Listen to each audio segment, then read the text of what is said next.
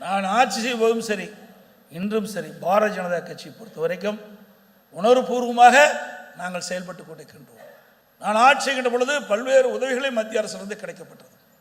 இன்றைக்கு கூட metro rail திட்டம் இந்தியாவில் ஒரு திட்டத்துக்கு 63,000 கோடி நிதி ஒதுக்கீடு செய்த ஒரே அரசாங்கம் மத்திய அரசாங்கம். அதை பெற்றது தமிழ்நாடு அரசாங்கம். இதுவரை ஒரு திட்டத்துக்கு 63 கோடி அனுமதித்ததே கிடையாது. அப்படி மத்திய அரசு அனுமதி கொடுத்தது. நான் ஏற்கனவே சொன்னேன், நடந்தாய் வாலி காவிரி திட்டம் 11,809 கோடி. பல திட்டத்துக்கு மத்திய அரசு உதவி செஞ்சது.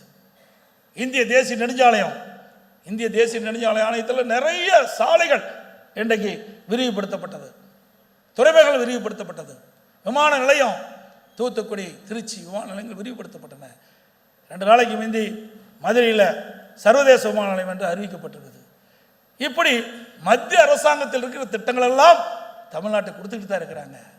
ஆனால் இதே காங்கிரஸ் ஆட்சி இருந்தது, என்ன ஒரு புதிய திட்டத்தை கொண்டாந்தீங்க? எவ்வளோ நிதியை இந்த அரசாங்கம் பெற்றது? திமுக அரசாங்கம் 15 ஆண்டு காலம் மத்தியில் ஆட்சி அதிகாரத்தில் திராவிட முன்னேற்ற கழகம் மத்தியில் இருந்தது. ஆட்சி அதிகாரத்தில் இருக்கிறது குடும்ப உறுப்பினருக்கு தேவையான அதிகாரத்தை இந்த அரசாங்கம் பெற்றதை ஒழிய, திமுக பெற்றதை ஒழிய மக்களுக்கு தேவையான திட்டங்களை பெறல, தமிழ்நாட்டுக்கு தேவையான நிதிகளும் பெறல. இன்னும் குறிப்பாக சொல்ல போனால் தமிழ்நாட்டை சேர்ந்த சிதம்பரம் நிதியமைச்சராக இருந்தார்.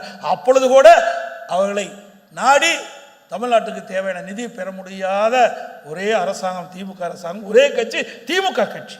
ஆனால் அண்ணா திமுக கட்சி அப்படி இல்லை. அண்ணா திமுக கட்சிக்கு அப்படியெல்லாம் அரசாங்கம் முடியல, நமக்கு அந்த வாய்ப்பு கிடைக்கல. இருந்தாலும் கிடைக்கின்ற வாய்ப்பை பயன்படுத்தி மத்திய அரசோடு இணைந்து செயல்பட்டு தமிழ்நாட்டு மக்களுக்கு தேவையான ஆக்கப்பூர்வமான திட்டங்களை பெற்று தேவையான நிதிகளை பெற்று தமிழ்நாடு வளர்ச்சி பெறுவதற்கு அடித்தளமாக விளங்கிய அரசாங்கம் அண்ணா திமுக அரசாங்கம், அண்ணா திமுக கட்சி.